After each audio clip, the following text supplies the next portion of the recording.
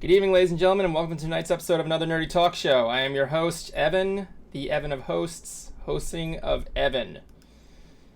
Tonight we have our last stream today of 2019. Hope we had a good time this year. We're here to reminisce and talk about that beautiful year that really sucked ass, may I add. I'm here to join tonight with my usual host, Justin Squared, and Silent Spartan X. That's Console Cruiser and Justin Jablonski right there. What's up? Hello. Sayonara 2019. We had some good times, some bad ones. But ultimately, though, we want a divorce. Yeah, we do. Oh, trust me, I'm already plotting. We're to have have 2019 go full Blood Eagle. I don't know. I think next year we're going to die. You want to die. That's why. No. So it's muffin time? I get it. Oh, it's muffin time. I get it. As usual, Silent Spartan X is very silent. He's probably too involved into his wrestling right now. Bright will be joining us later. But yeah, think about that. 2019 is finally over. 2019 is over, and we got a new decade. No, this decade, well, it's the start of a new decade. Thank you. We got the start of a new decade coming out, and you know, it's beautiful. I remember when we were there when 2000 happened and everybody was in their bunkers. Oh, God, the infamous Y2K. Does that mean this one is Y2K again? Honestly, dude. Y2K2K? After the whole 2012 debacle, I'm pretty sure people said, you know what, fuck you people, okay? Oh my God. I heard it's supposed to be Ragnarok next year. I think the president will just press the button. Nah, I hate to tell you this, but there is no big red button that actually says detonate on the president's day. Question. There's a Coca-Cola button apparently. Question here. How do you know that? Because, like, clearly if there was a button, you think they would want the public to know about this? No, because I got friends who, my uncle actually used to work within the government. I don't know if it would be in the government. And there's a AMA on Reddit about it. Like, I remember there was a, there's actually, sorry, go ahead. There's like that one place on Earth that has the pit that leads to the Earth's core or something like that, you know what I'm saying? Yeah, it's under the MTV studios. Oh my God. The MTV studios is in space, thank you very much. I saw MTV News. We know what that is. I think I got that confused with Walt Disney World. My dad once had an idea for a novel, saying the novel's going to center around the Walt Disney Company wanting to put a giant Mickey head on the moon. Well, somebody already released a Princess Luna into the moon, so into space. So. Really? Yeah, I can't remember if it was just a little toy that someone brought up with them, like a little small figurine, or if there was like a picture of her that someone put somewhere on the ship. I think it was it was one of the figures in a weather balloon. I remember last year someone sent Earthbound into space. Someone put a copy of Earthbound on space, and then the balloon, it goes into space, it pops, it's on camera by the way, and it lands, and then the last shot is the thing is the cartridge in the SNES. That's with the title on the screen, and the guy says, and it still works. Earthbound is indestructible, ladies and gentlemen. Best RPG ever. And I'd also say that we had some pretty good music this year. For me, I think at first my number one pick for best album was Great War by Sabaton. However, right before this year came to an end, I was introduced to a new band called The Who. Oh yeah, you told me that. Yeah, Mongolian folk metal. That sounds like the name of one of those nightclubs that Stefan used to like name in like Saturday Night Live. Oh my God, yes. That club is named. But yeah, this actually sounds very epic, especially the remix. I guess you could call it a remix of their song Wolf Totem that has the singer from Papa Roach on it, and that song is fucking epic. Like honestly, it sounds like an army that's just marching in, ready to destroy you. And if you've ever seen Papa Roach live, then you know that Jacoby Shaddix, their singer, he has a lot of energy, and he's stone sober. That's all him up there. Uh, and yet, for this band being almost completely acoustic, the mixing was perfect.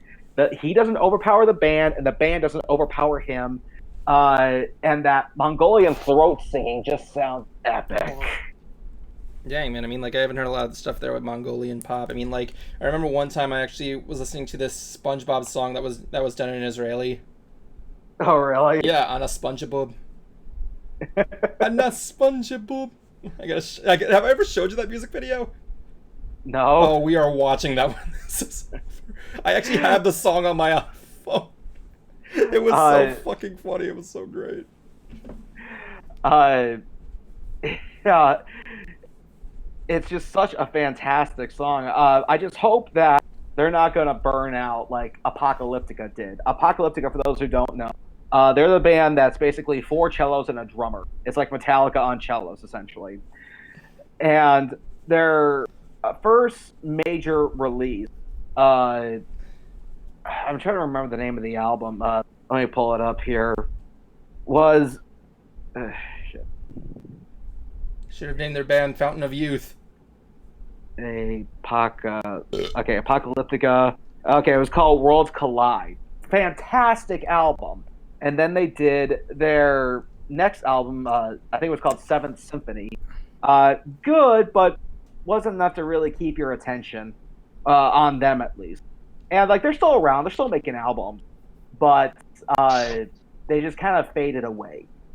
So I'm kind of hoping the Who. God, Well, that's what you get when you name your band Apocalypta. You should have called it Fountain of Youth or The Forever Livers or something like that, instead of naming your band after something that literally centers around coming to an end. Well, Apocalyptica. Actually. I know. But either way, I just hope the Who does better.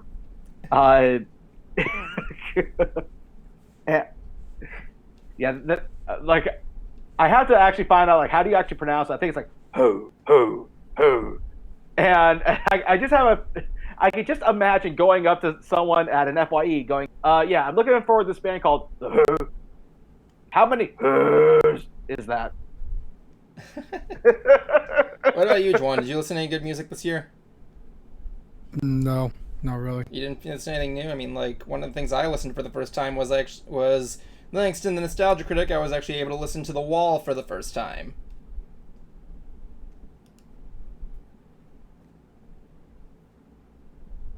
I am so disappointed with you, Juan. You know better. Well, what happened with me is Why are you disappointed in him? Because he didn't listen to any music? That he doesn't have anything to say on the matter. 2019 got me into Post Malone. Oh yeah, with that Ozzy Osbourne song, that was fantastic. Just the Ozzy Osbourne song. What did? I still need to listen to that. For me, it was Spider-Man Into the Spider-Verse. Oh yeah, that's right. He did do that song. Did that song come out? Did that movie come out this year? Technically, like late last year. What was that, But Juan? it did- Late last year, but it picked up steam this year. Juan, what did you say? That was last year. Dang. So, and plus, I also got another album here from Linneman. This is the singer of Rammstein's solo band. This is actually their sophomore release, and I got now traditionally when he's with Rammstein, he sings in German, and when they did their first Linneman album, it was sung in English, and this one isn't. I'm a little disappointed about that because that was for me one of the things that helped cemented it not being Rammstein 2, because he says Rammstein will never do a song in English. Rammstein. I mean, they technically did do one, actually a few in English, but they were just English translations of 2 of their songs, and the other was a cover. But other than that, none. And to be honest, I'm glad they don't, because it takes away a lot of the mystique from their songs. But with their first solo album, again, was in English, helped solidify it that it wasn't Rammstein 2.0. But my biggest problem with that first album was I wasn't quite sure how serious to take it, because they said like the songs are kind of meant to be silly and goofy, but if you look at the album art, you're not sure how serious you're supposed to take it, because it looks like it's going to be like a dark experience. And when you listen to it, he says stuff that makes you go, stop, wait, go back. What did he just say? Exactly. It's kind of like when you watch like Japanese anime and you like realize, did he just say that in English? Oh, by the way, Cruiser. That was Rammstein.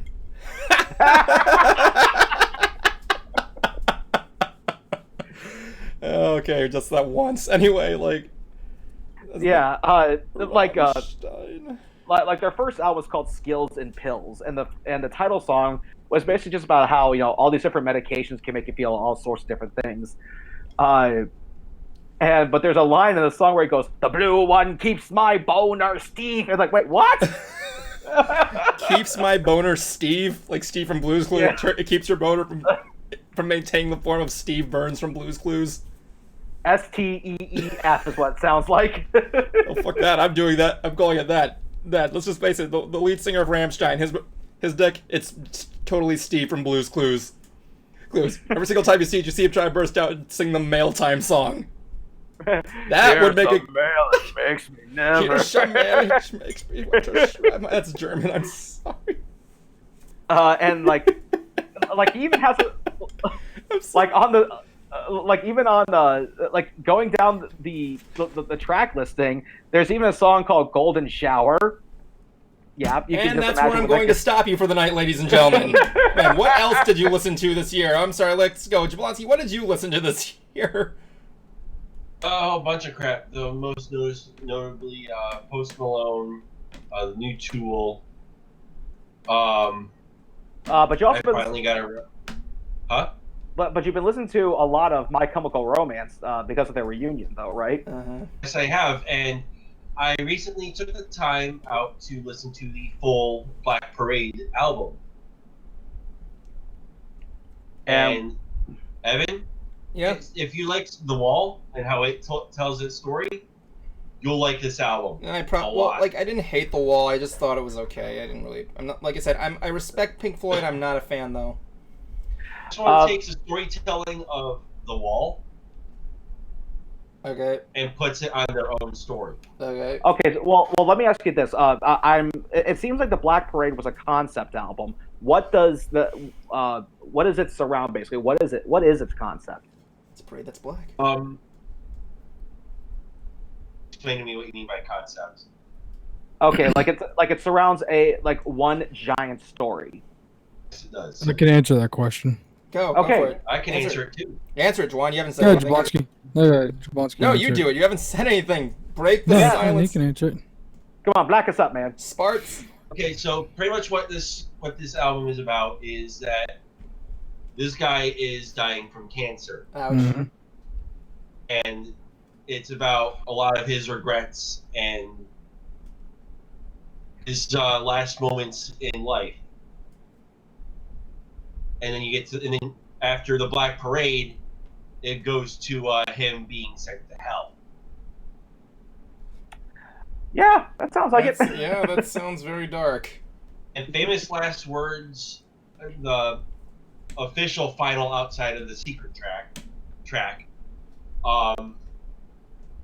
is more of a hopeful ending, and it's up to the listener to determine whether he known as the patient, to stay alive and to be a better person, or just accepted his fate. Mhm. Juan, you said you listened to this thing? Yeah, I've been a My Chem fan for years. Like I said, Go ahead. I can't get into their music. I'm sorry. I need Listen. to give them a listen again, actually, because I actually did see them in concert once. I saw them on Project Revolution with Linkin Park back in 2007.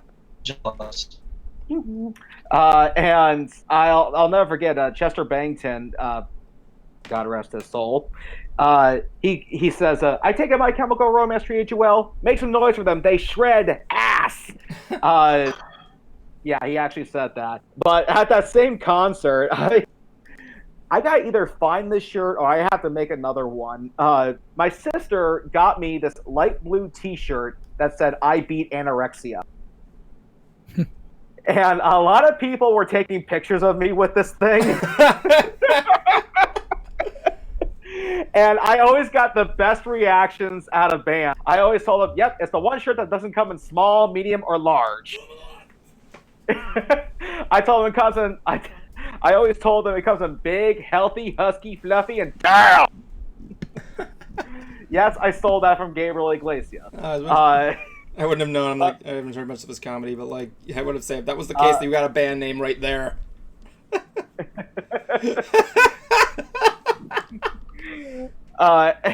But yeah, even fucking security guards were getting pictures of this thing, and I actually wore it the first time I saw Papa Roach, met them in person. Really? Yeah, and again, they got a big kick out of it, and then I see them again for the second time, and as I'm walking up the stairs to have my time with them, the guitar player goes, yeah, I recognize you. I remember that shirt." Yes, from then on, from the Papa Roach would probably known you as the fat kid with the shirt. There you go. I'm just kidding. Hey, it works. Matter of fact, I should probably actually buy another shirt like that before I go to BabsCon next year. I was about to say, do you have that shirt still? It got all faded and had holes in it, so I had to get rid of it. But I'm going to see if they're still on Amazon, and if they're not, just make one of my own that says that. Hold on, what did it say? I beat anorexia? Yeah. Okay, cool. Juwan, talk about something. I'm gonna look this up. Okay, Juwan, have we had any good wrestling matches this year? Ooh, I'm being put on the spot here. Yeah, man, we want to hear you say words. AJ Styles versus... No, it was 2 years ago. It was an AJ Styles match. It's Seth Rollins. AJ Styles versus Seth Rollins. It came up as one of those Insta search things. Why did AJ even join the WWE? He was really dedicated to TNA there for a long time. So after he left TNA, he went to New Japan for a while, and he had his run with the Bullet Club. And then in 2016, he made his debut in the Royal Rumble. I just hope that he's getting treated well because he was a superstar in TNA. Oh, he's very protected in WWE. I mean, he kind of wants to take a couple of losses, but he's very protected. I paused my game to be here.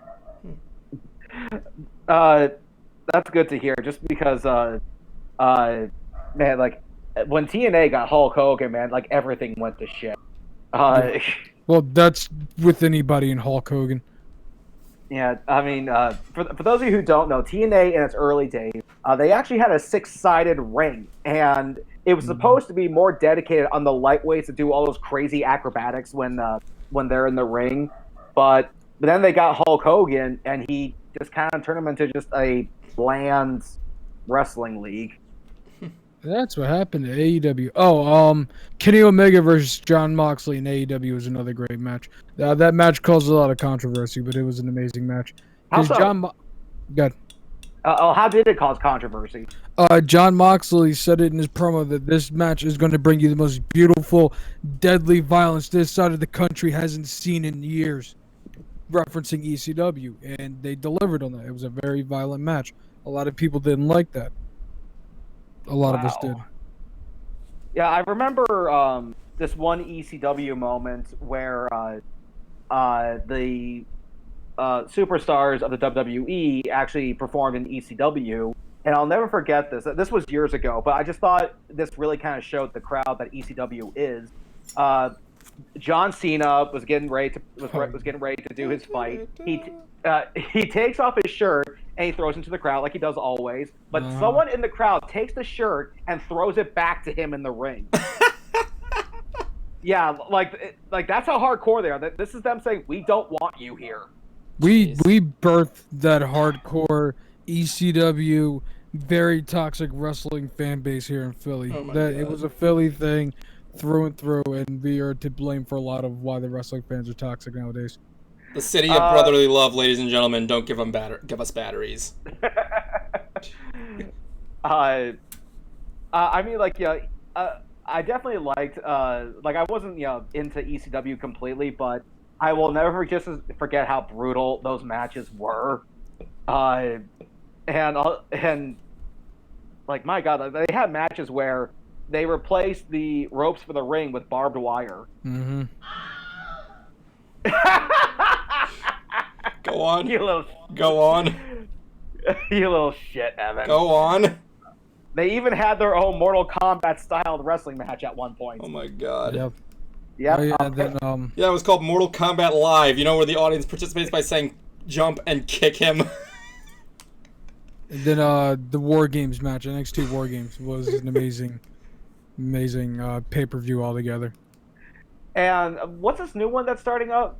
AEW or something like that? Yeah. Yeah. Really don't care for them that much. Well, Kind of like 2000 Nitro, and I think you'll get that reference. Well, it seems like, though, people are really liking them because, no offense to Vince and his company, but it's not WWE. Yeah. And, like, I remember learning, this was actually when TNA was forming, Dixie Carter said, any industry where there's just one of is bad business. Oh, So I'm hoping that this new company does do well, because there's, I hope there's good, healthy competition between those two. They started off hot, but it's like that. It's full of a lot of disgruntled WWE, ex-WWE performers, John Moxley, Chris Jericho. Well, and the problem that a lot of people don't like is they're taking a lot of shots at WWE that are unnecessary. Like Hunter poked his fun at the Hall of Fame this year, where some guy jumped in the ring and punched Bret Hart in the face. My moment of the year, which, by the way, that was predicted on The Simpsons too. Of course it was. Yeah, so pretty much they fired Road Dogg. Road Dogg got hired for AEW, and he was like, "Oh, I can finally do what I want." And what's Vince gonna do? Fire at me? And Hunter looks at him and goes, "If Vince wanted to, he could buy that peasant company and own it tomorrow." That was the only shot that they took at AEW. All in fun, but AEW for the last like 2.5, 3.5 months have been taking shots at WWE consistently, and everyone's like, go ahead. And everyone's just like, okay, can we move on from we get it, you're not WWE? Well, from my understanding, like, even WWE employees aren't really liking the company, and I mean the WWE, because like, I'll never forget, like, Triple H actually made some tweets saying just how tame their business has become. Yeah. Now, I do hope they do move away from this catcalling, just because, just like, for those of you who are not quite familiar with how wrestling works, whenever they find a gimmick that works, they will ride that gimmick for as long as they can. And then when audience starts to lose interest, they'll basically drop it and move on to a different storyline. Just like CG. Depends on what movie. So if people are really tired of this, then yeah, it's time to stop it and move on. Well, the Wednesday Night War has been really interesting because it's AEW versus another WWE property, NXT, and everybody loves NXT. Because that's ran by Triple H, and Triple H for the last 5 or so years has been doing an amazing job with NXT. The pay-per-views have been consistently good. The matches have been consistently good. The weekly shows on Wednesday night have been amazing. So we'll have to see what happens next year. When it comes to like special matches, my personal favorite when I was a kid was the ladder matches, because those got intense. But as I got older, the one thing I realized was, I wouldn't say the word phony, but when you start climbing the ladder, there's your prize at the top, where that ladder reaches, and you would think that if the World Championship belt was just 8 or 7 steps away, you'd be hauling ass up that thing. But no, they get out to the second rim. They're like, "Oh my God, I'm getting too high!" Like, can you wait until you get to the 5th rim to do that? Now, when you say ladder matches, are you talking about the ladder match? The ladder match? Yeah, with Edge, the Hardys, and the Dudley Boys. Oh, that famous The, match. the TLC triangle, the triangle TLC match, great match. Oh yeah. Yeah, for those who don't know what TLC means in this case, it means tables, ladders, and chairs. Oh my! And yeah, though that was an intense matchup because these like sometimes they brought out ladders that were like 15 feet high, and the Hardy Boys were doing jumps, flips off these things and landing on their opponents right through a table. There was a move that Edge and Christian was famous for called the concerto, where they take two chairs, they got the opponents right here, and just smack their head between with the two chairs. Ouch. Yeah. So, if you ever wonder if wrestling is at the very least painful, yes, it's fucking painful. Just ask me. Even getting suplexed isn't fun. I'm looking around my sound effects, and I was hoping I had a sound of someone's spine cord breaking, but I don't have it. Oh my god, wrestling. So you say it was a pretty good, it was a pretty good year for wrestling. It was a pretty good year for AEW and NXT, but not Raw or SmackDown. Okay, good to know. So Evan, was it a good year for you? Back and forth, really. I mean, we have a lot of stuff going on that was back and forth with this thing. Jablonski was a little if and if on the same way. And a lot of stuff happened this year, man. A lot of stuff happened there. We have the sucking of. Go ahead. What were you gonna say? The sucking of Rise of Skywalker. Mm-hmm. We had the 40 plot holes of Rise of Skywalker. Mm-hmm. Anyway, yeah, we agreed to not talk about Rise of Skywalker on the stream again, guys. Okay, well, I'll make this a bit more positive for you. Would you say the Mandalorian has been holding up? It's been holding up really good. I haven't seen the last episode, so yeah, we got that. We got Disney's new streaming plus. We got the Avengers coming out here. We got Rise of the Resistance. We got more Star Wars stuff. We got more. What else here? We got games coming out here. We got all kinds of stuff going on that happened this year. I'm making one more joke. We got the Rise and Fall of Skywalker. Wait a second. Juwan says he wants to make it just one more joke. He already made it. Yeah, I said we have the Rise and Fall of Skywalker. I saw it twice. I didn't think it was that bad. A buddy of ours thought already had his word on it. And speaking of movies, I was actually watching Doom Annihilation before the stream started. Now, I will say, having the word annihilation, just like what Mortal Kombat did, immediate red flag. Wait, so, from what I've been hearing. Yeah, because this movie, how should I say this? I'd say it's like one step above a TV movie.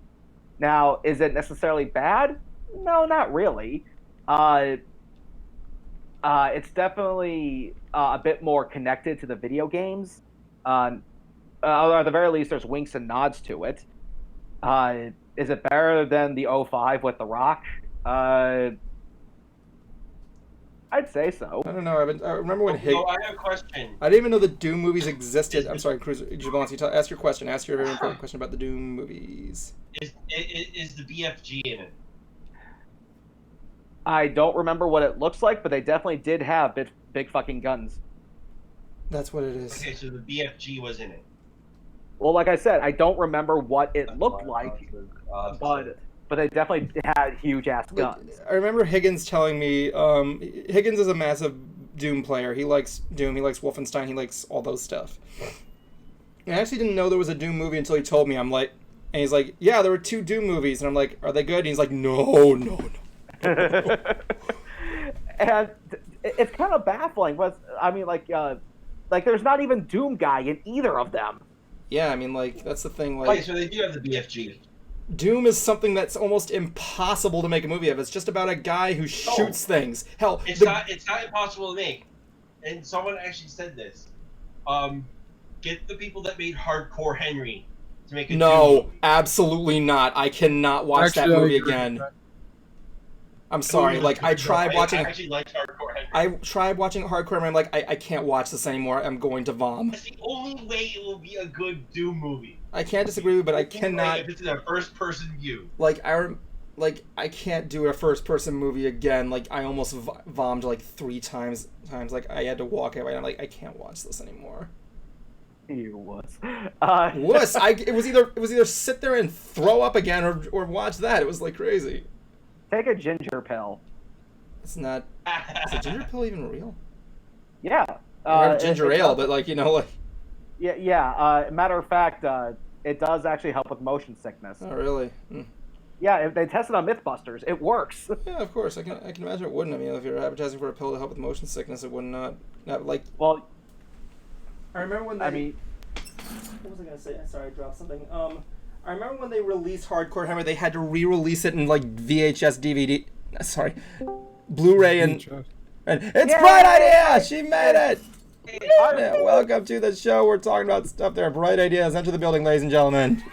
our favorite Jew.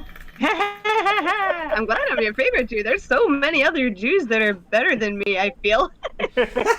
I'm glad you have a sense of humor about it. But like, no, like I remember when they re-released Hardcore Henry on like Blu-ray and DVD, they had to like cut out several scenes with like the wide-angle lens or the fisheye lens because it was making people sick. No, I don't remember that. You don't remember that? Oh my god. No, but Brian, we were just reminiscing about this past year. What would you say has been your highlight?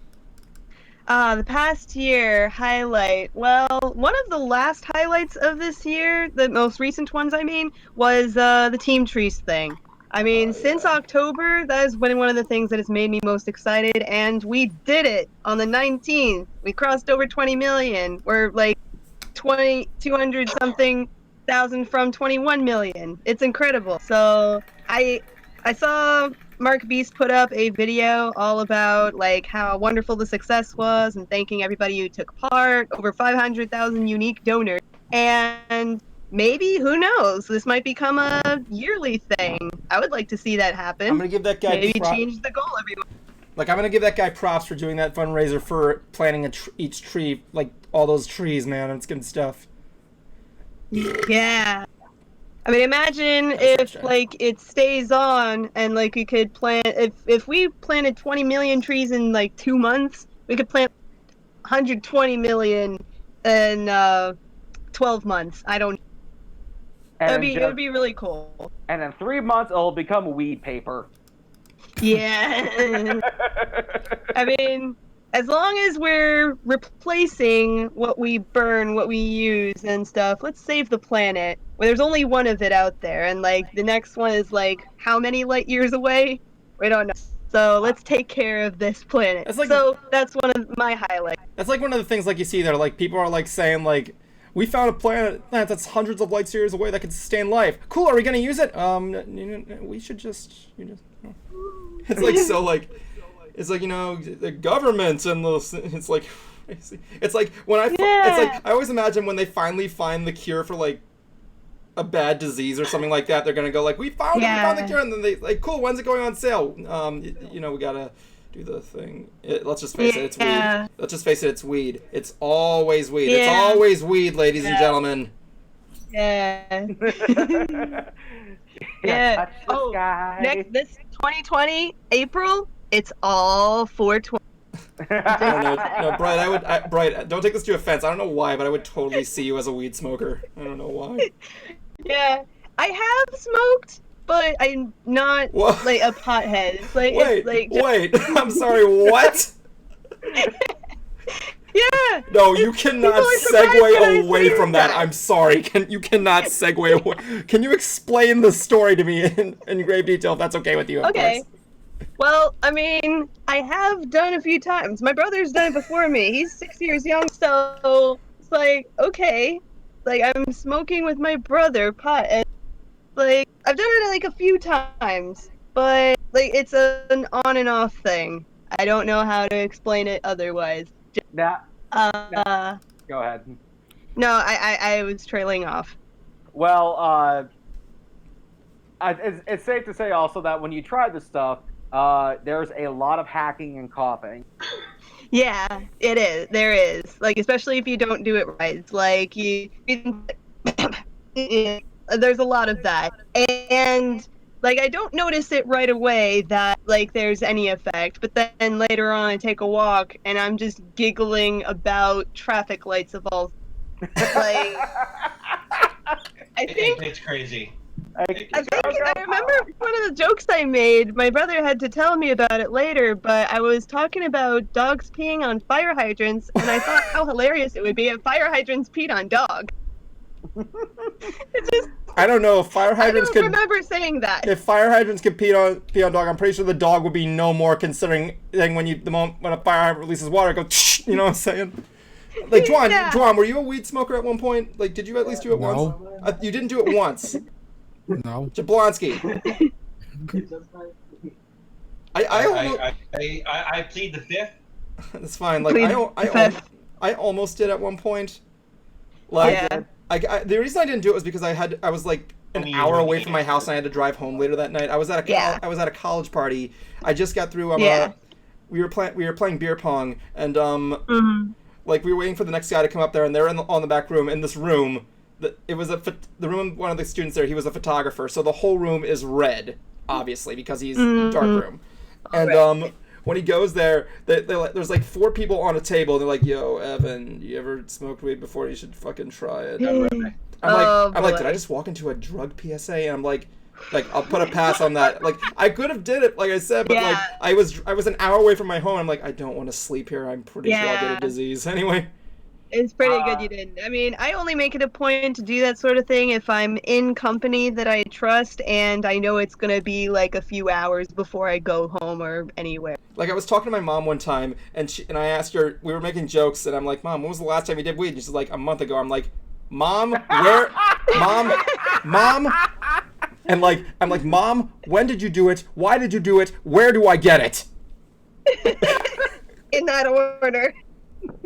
And what was her answer? I don't remember. Anyway, my mother, ladies and gentlemen, the woman who sends me Tylenol for Christmas.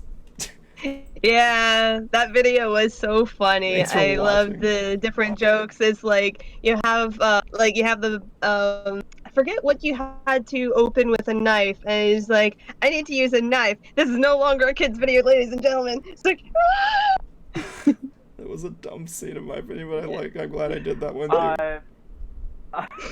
I in fact have tried it. yeah. And I knew that if I was ever going to do this, to do it with my sister, because she knows this stuff, I don't. So I go, so I have the bowl. I'm like, okay. Yeah. Like, okay, and we pass it back and forth. Yeah. And my sister goes, "Justin, are you inhaling?" I go, "What's inhaling?" "It's when you take it into your lungs." It's like, you're supposed to do that? Yeah. Otherwise, it's just blowing smoke. Yeah, I did that a lot at the beginning. She said, "Don't go Clinton on me." It's like when you like look at like movie actors and those who can't smoke, they just whenever you see you can tell a movie actor doesn't smoke because whenever they have a scene with a cigarette, they always put it in there and they're not pulling it in, they're blowing it. Yeah, exactly. And I just remembered another huge highlight of 2019 for me, BronyCon. Oh, yes, BronyCon. Sorry, Juan, we gotta talk about that. Yes, BronyCon was definitely a lot of fun. For me, interviewing Bonnie Zaccarelli, even though sadly the footage from Bronny's whatever. The point is that sadly the footage from the footage on Bronny's memory card got corrupt, so we lost everything. That is a shame. So wait, he can't recover it? Nope, not without paying $400. So pay $400 and get it out there. That's what I would say. That's what I would say. I'm like, get your $400 and give me my interview. God damn it! I had to work hard to get that shit. Yeah. I mean, maybe it'll be a lost interview, and it's like then it'll be worth that much more. It's like, yeah, man, lost, you should recovered. Like I said, man, you should fucking. Let me talk here. Yes. Okay. But it wasn't like a one-on-one interview. It was basically a bunch of us in a room interviewing her and Lauren Faust. God damn it. So what you see in those videos is basically all of us asking them questions. God so, damn it. Awesome. I was looking forward to that interview on the site. Yeah. Oh. Fucking Brawny, I'm gonna kick his ass. And hey, he lost all the King Saga rules too. I was supposed to be in that one though. I filmed that shit. Only because I think I remember you saying that all because he put it in a wrong format or something like that. That I don't recall. God damn it, Brawny. Love you, man. Just goddamn it. How about I'm so gonna get back to him. I'm gonna sticky note his we car. go through some top lists Hmm. of 2019. Starting up in January, like I remember the first January opened up horribly. Do you want to know why? Here's my story. I think Juan saw this story coming here. It was January 19th. I get a Nintendo Switch, which I'm getting excited for Metroid Prime 4 because like I saw the title and everything's there. I got my Nintendo Switch. I got a copy of Smash Brothers, and I think that was it at the time. So I get it. I'm having a good time there, and then I see a video on Nintendo's page that has the Metroid Prime 4 logo. I'm like, okay, is this gonna be gameplay? We open it up, and friggin' I forgot who it was. Like, who the fuck? I don't know. What's his face? The guy who heads on the Metroid Prime series is there. He bows. He's like, hey guys, we know we were looking forward to Metroid Prime. We've heard you all, and we're glad to see you're really excited. Unfortunately, we didn't like the concept, so we're basically starting everything over. Ah. I'm just gonna say up front, Arlo made the best response to that. Everything. Which was? Like quite literally, he basically does an entire video about the production of the original Prime games and then all the way back there. And the last video is saying, okay, go ahead, go eat a cereal or something like that. I gotta go clean my room or something. And then he just walks away. You hear like nothing for 10 seconds. And then in the background, you just hear him like crying out loud. Oh. I want. I'll be right back. I gotta use the bathroom. Yeah. All right. I gotta remember to get in. I got a Davita for Cruiser whenever he has to go use the restroom anyway. And I got a Davita. Well, that's the thing. Yeah. Like DJs play that at like parties when they have to go take a shit. That's all they know. Oh. You didn't know that? No, I don't go to that many places with DJs, I guess. You didn't go to any school dances? I mean, like Juan and I went to school dances all the time, and whatever. I was homeschooled. You were homeschooled. Yes. I am learning a lot of weird things about Bright today. Yeah, it's like I guess it's one of those things where it's like unless you ask, I don't. It's like unless the conversation topic comes up, it's like, oh, by the way, I'm homeschooled. Yeah, that was a huge thing there. But yeah, January happened there. That happened. Yeah. I'm so glad I got my Switch. You know what I'm saying? Like I turned 26. Yeah. I'm turning 27 this year. Yeah, yeah. We're gonna be streaming on my birthday, by the way. Yeah. You better give me something good. Let's see. Let's just put it this way, Mike. You have in a nutshell. If it was a person, it'd be in a ditch somewhere. It being what? It would be in a ditch somewhere. Oh, you gonna be in a ditch somewhere? That, or I'd have it tie them somewhere out where the coyotes can get them. Oh. Yeah. My year was absolute garbage. Juan, anything good happen to you in January of this year? I do not remember. You don't remember anything? Any good video games? Any moments? Any beautiful stuff? I wanted to do fucking like. Don't mention video games in January to me. I know we were really sad about Metroid Prime 4. I know. No, I was not sad about Metroid Prime 4. Oh. I had everything going into this game. And then they dropped the ball. What game? And I was sad for a long time. What game? And then Kingdom Hearts 3. That didn't release in January though. Yes, it did. Did it? Are you high? Yeah. I wish. Hmm. Like, I never played the game, so I don't really Trust me, I remember.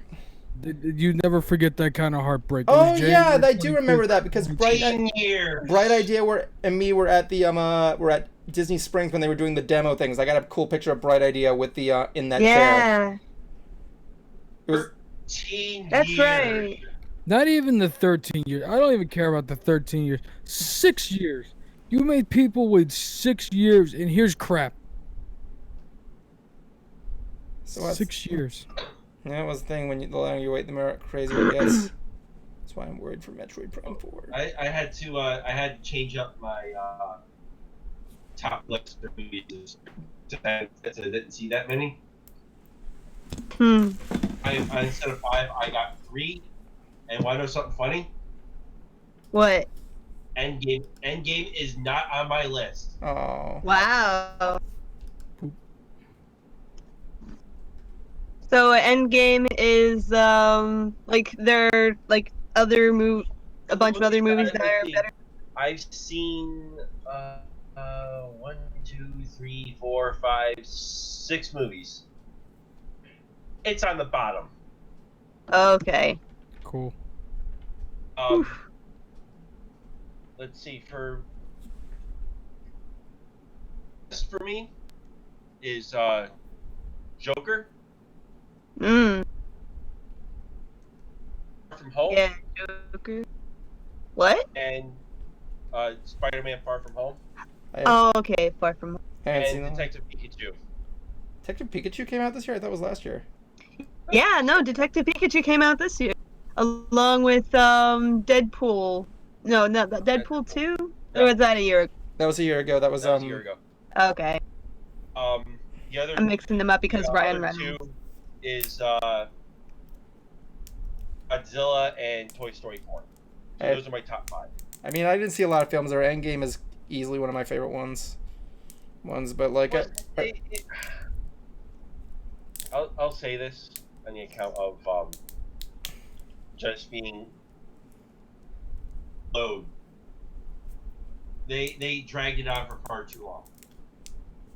True, but you know, again, their Endgame. Okay, let's put this. Infinity War.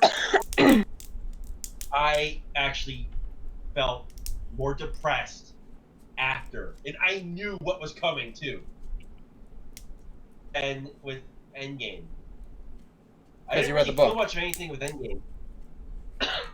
Well, it's hard to say. I mean, I heard like the Endgame movie had like a different ending from the comic. Mm. I don't know the comics so well, but I enjoyed the ending. Jablonski's the comic nerd. Hey, gamer girl, what's up? It's been a while. But for me, yeah, it just didn't have that emotional oomph. What were you supposed to be feeling bad? What were you supposed to be feeling bad that Thanos got decapitated? But no, That's like the beginning. Okay, yes. I'm just gonna say this flat out because if you haven't seen the movie right now, the only person I know that hasn't is my mother. Stuff. This is on you. This is on you guys. When Tony Stark died, I felt nothing. I felt the feels. I did not feel bad for him. I felt things. I felt the. Honestly, I felt more for Captain America than I did for Iron Man. And Iron Man was supposed to be the big one. Yada yada. I felt bad for him. Iron Man's my favorite character. Okay, that was gonna happen. Captain America goes through his bit, and it's like, yeah, old man Captain America. It happens, but you know what? I liked him more. Well, I liked Iron Man more. I was bawling my eyes out. I didn't really feel much of anything for the character. Yeah. It's like I knew it was either going to be Bucky or Falcon that got the shield. Because that's not like the comics. There's going to probably be a Ironheart is probably going to be introduced in some way, shape, or form. Captain Marvel, fuck that shit.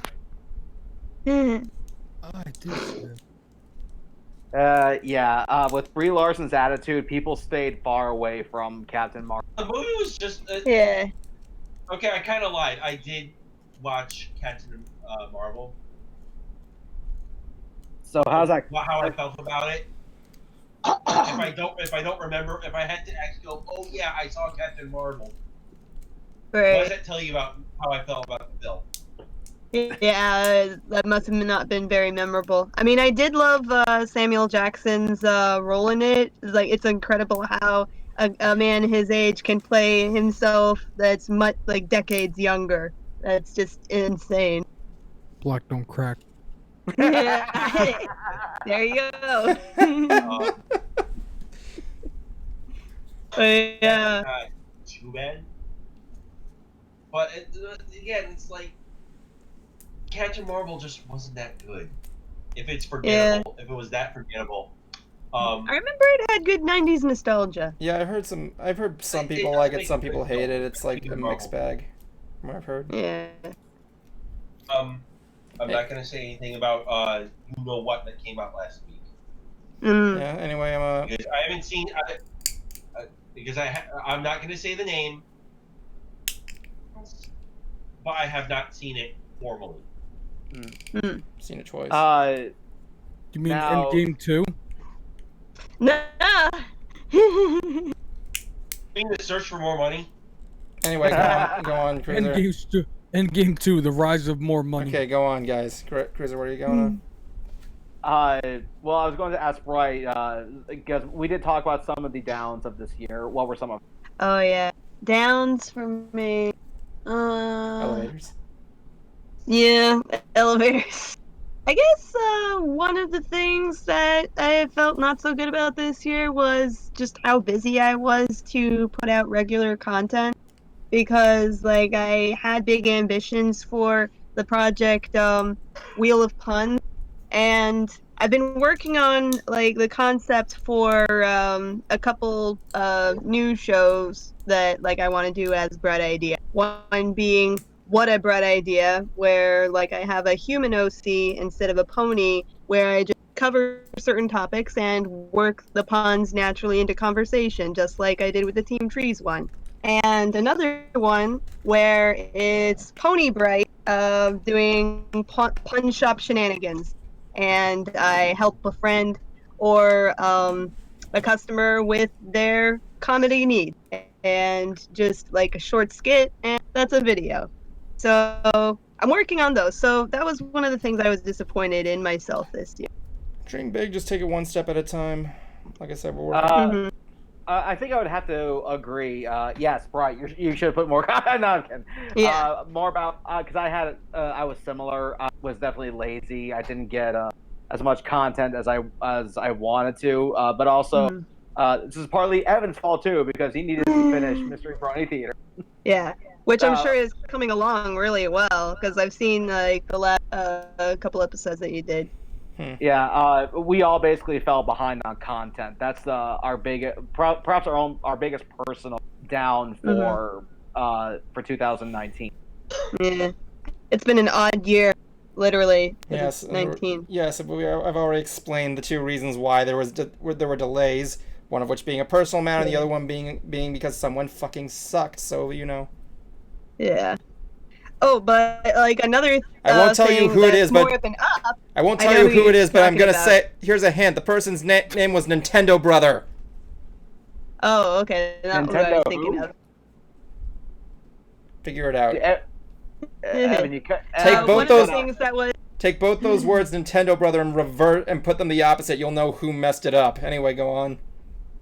Yeah, like a opposite, and like I didn't put out that much video content, but I did get to work a lot on my hand-sewn plushes. So throughout this year, I've made untold amounts of hand-sewn mini pillows, cutie marks, and little creations. And I was looking back in the pictures I took on Facebook this year, and just and DeviantArt, and how many things I actually sewed. It's so many. Didn't. Nothing good happened to me in February. Yeah. Okay, so we're going month by month. Yeah, Bay was trying to at least. I'm not even gonna remember what happened month by month. February was the worst month that happened to me this year. Like you just skip to late April, even May, please. Well, you know, I was just saying. I remember. Okay. Well, I just. Okay. I'm trying to forget those. Okay. I'm trying to start. Yeah. Okay. Thank you. For me, around those months would definitely have to be going out to California for the first time. I got to see my friend Fearox, and get a chance to see his neck of the wood. We went to, I think it's called Pier 39, which is where the ferry to Alcatraz is. However, it was sold out when we went. Turns out you have to get your tickets months in advance for Alcatraz. So we vowed to do Alcatraz next year, and plus visiting those two amusement parks up there as well. We went to a Six Flags, and we also went to this other park called Great America, California, to be exact.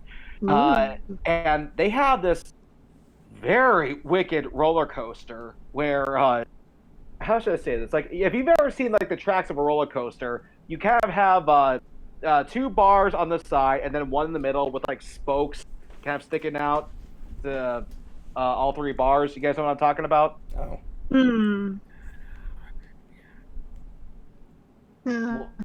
Was that you said no, Evan? What? Come on, dude, pay attention. No, I didn't say. When did I say no? I'm paying attention. You were talking about the roller coaster with 3 bars. What do you mean I said no? Yeah, I asked if people knew what I was talking about, and I thought you said no. I didn't say anything. No, I said no. You might have heard me.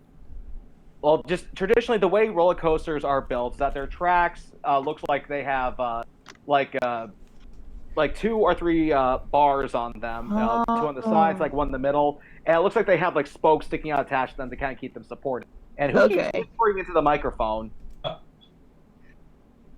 Who keeps whispering into the microphone? I'm not whispering into I'm the microphone. not whispering.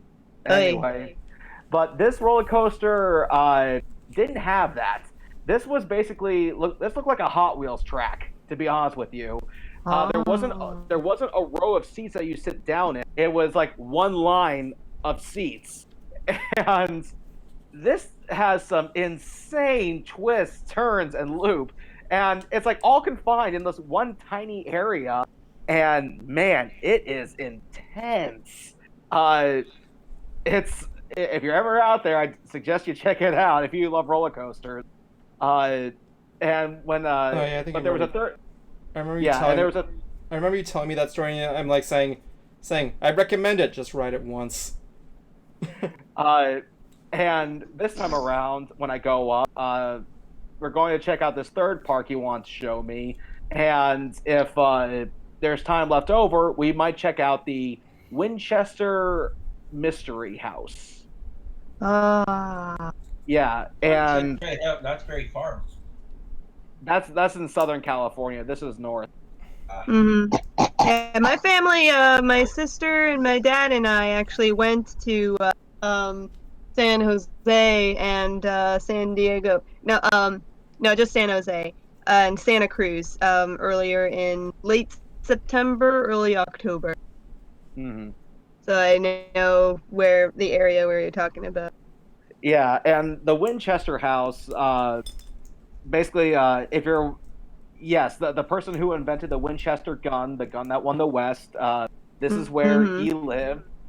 And when he died, leaving his widow, she started to believe that the house was haunted by the people that had been killed by her husband's ghost. So so she had a psychic come in, and I guess you can say did some testing, and she said to keep the ghosts at bay, have the house under construction. And she had this house so under construction that it is like bigger than any mansion you've ever seen. Yeah, I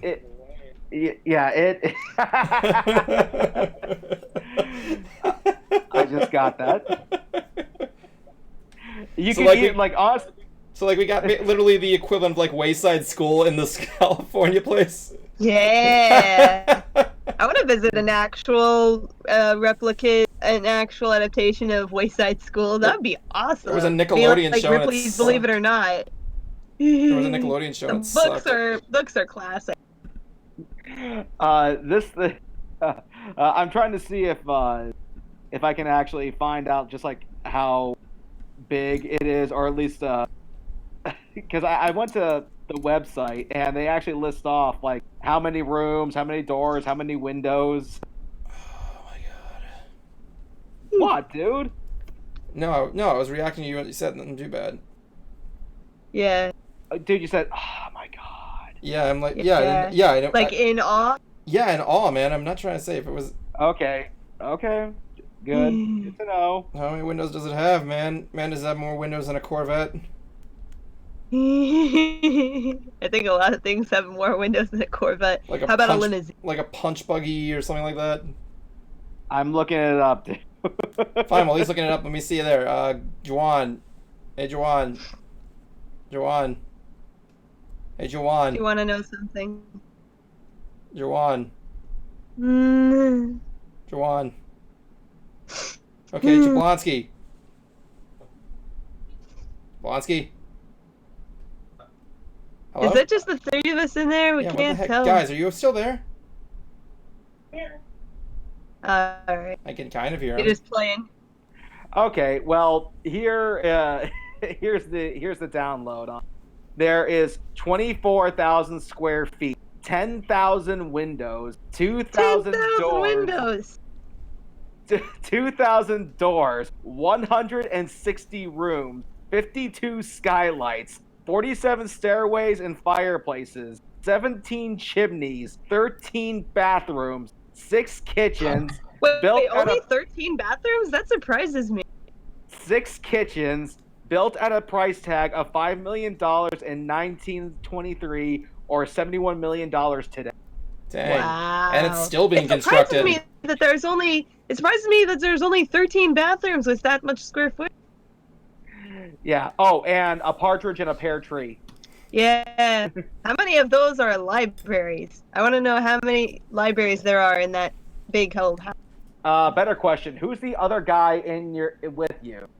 Oh no, that's my sister. She's like watching YouTube and she's just hanging out. No, Bertina. Yeah. She can't hear. She's like watching something. Yep. Yeah. Yeah, Bertina. But- Good stuff. Yeah, so Kurt thought like, oh, hey, maybe we could check this out because it is a San Jose landmark. There was a movie based off of it. Yes, it is a Oh. horror. Don't know if it What's was that actually movie called? there. Winchester. Oh, okay. Yeah, it came That's out in easy. 2017, actually. Is Sam and Dean in it? Who? I heard of Supernatural.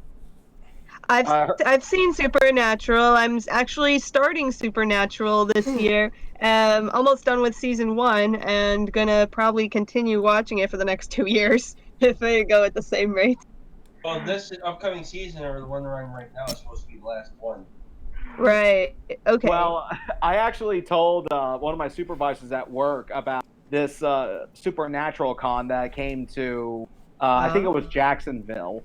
And because her daughter's a big fan, she knows I go to a bunch of conventions, so I gave her all the info, and she took her as a Christmas present. And Aww. yeah, and the way they do their panels, because there was a lot of people, they basically just kind of drew names out of a fishbowl, and it came out to this girl, this big old black girl, whose name was Cookie. Cookie. Yeah, her name was Cookie. And one of the two guys, the stars, go, "Hey, I've eaten you. You're delicious." And the girl, without missing a beat, goes, "Was it double stuffed?" Yeah. Praise her. That was beautiful. All right, so let's go on to someone else here. Juwan and Jablonski, you've been surprisingly silent. Yeah. Guys? 2019 was a tough year, huh?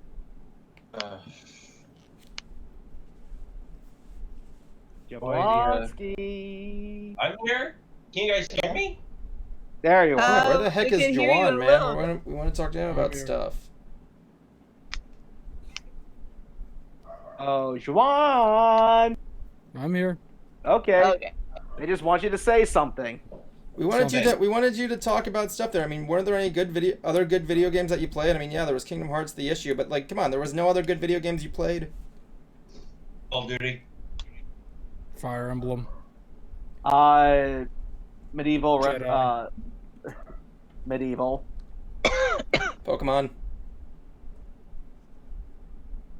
So, when I get paid, I think it should be next week, or this coming week. I'm getting. Huh? Your what? Your sound cut out.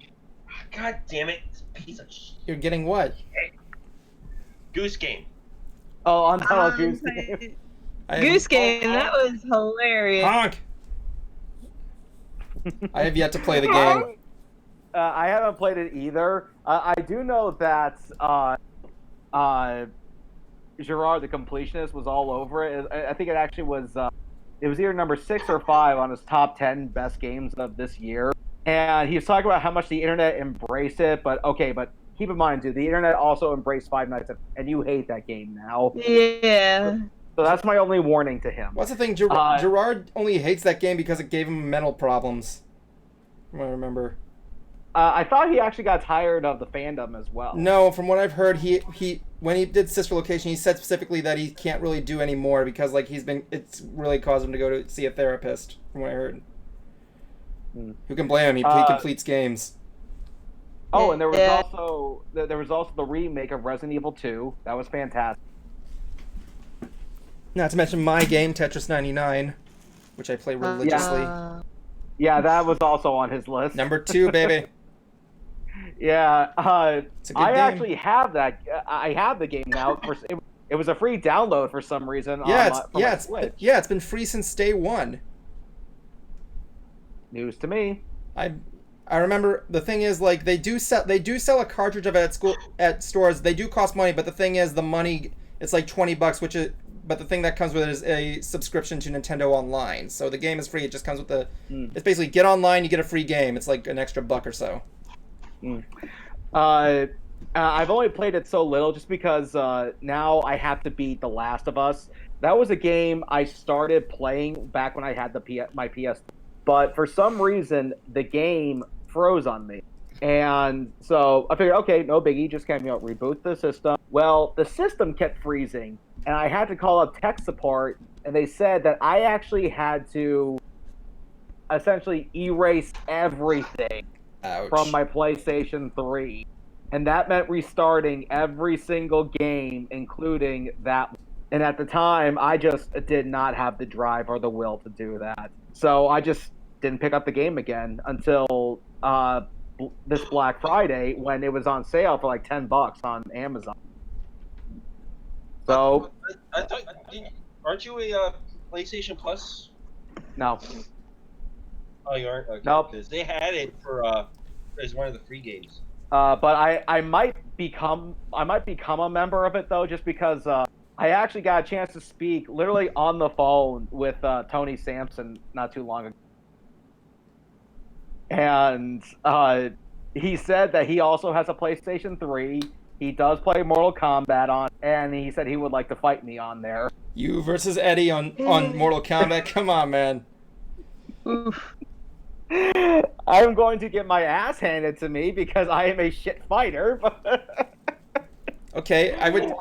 Next time you message him, you should say on one condition. Your name has to be the. What was the name of Eddie's name? Double D was the masked mumbler. I forgot what friggin' Eddie's thing there, and you have to make your new The masked mumbler. That's hilarious. Yeah, that's what Double D's wrestling name is, the masked mumbler. And that you should. If that's the case, I want you to rename your Xbox Online name to be the Calcified Cankers.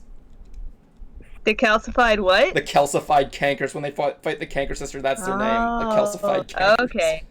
Nice. I finally got the final kill in a ground war match.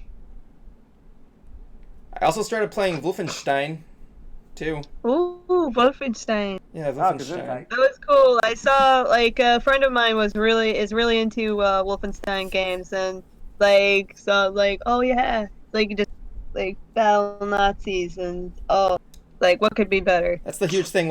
So my mom, she got me Wolfenstein 2 New Order on Switch, and I play it. It's a good game, really good game. I actually found there's one level in the hub world, which is basically your underwater submarine, and there's an arcade cabinet in their quote-unquote nightclub, and if you play it, you get to play the original Wolfenstein on it. Except the game is called Wolfenstone. The difference is you're playing as the Nazi, and you're killing all the other Americans and Russians. It's so funny. Oh boy. Well, that's the Well, thing. It's So it's it's a like same mechanics as Wolfenstein, the original, but it's from the perspective of yeah like the Nazis, the good guy, and they're yeah like killing. Oh boy. yeah. Bear in mind, it takes place in a That's world. clever. It takes place in a world where the Nazis won World War II, so it's kind of not shocking you'd see Yeah. it. Right. It could have been worse, but like it's clearly like a port of Wolfenstein 3D. Wolfenstein, sorry. So I got a question for at least for Evan, Uh, and probably Juan too. What are your favorite animes from this year? Ooh. Does it have to be airing? Does not have to be airing as long as it was released in 2019. Oh, then I didn't watch an That anime. includes Like a current anime. Seasons. I didn't watch an anime released this year.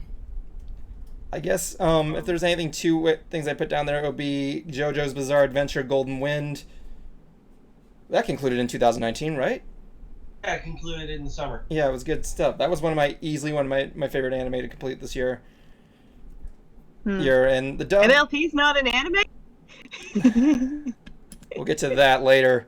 But if there's anything I got into, I got to get back into this. I'm thinking about watching this from the beginning. I really thought Fire Force looked really good. I thought it was a lot of fun. Fire Force, it's not bad. Like I went to Zach and he said, and I said, how's Fire Force? He's like, it's okay, it's watchable. It's your basic shonen. I like the concept of like combining fighting with Ghostbusters and The Exorcist, which is really cool. See, Yeah. for me, And the theme song's awesome. Honorable mention because it ended in 2019, but it started in October of last year. That time I got reincarnated as a slime. Oh yeah. Say honorable mention of mine. Other than that, move down the list. Rise of the Shield Hero. I didn't see it. It's really good, and season 2 comes out next year. Not to mention Dr. don't- Stone came out this year. Oh, Dr. we lost Stone. Bright. We lost Bright. If it's bright, then how come all the lights are still on? I don't know why I somehow clicked away. That's That was nothing. weird. When we lost you, Evan goes, if we lost Bright, how are the lights still on? Cruiser, you gotta see what I just shared on my Facebook page. What's that? You gotta look this up. Look up the GIF I just shared on Facebook. Okay, hold on. Food Wars 4th season came out.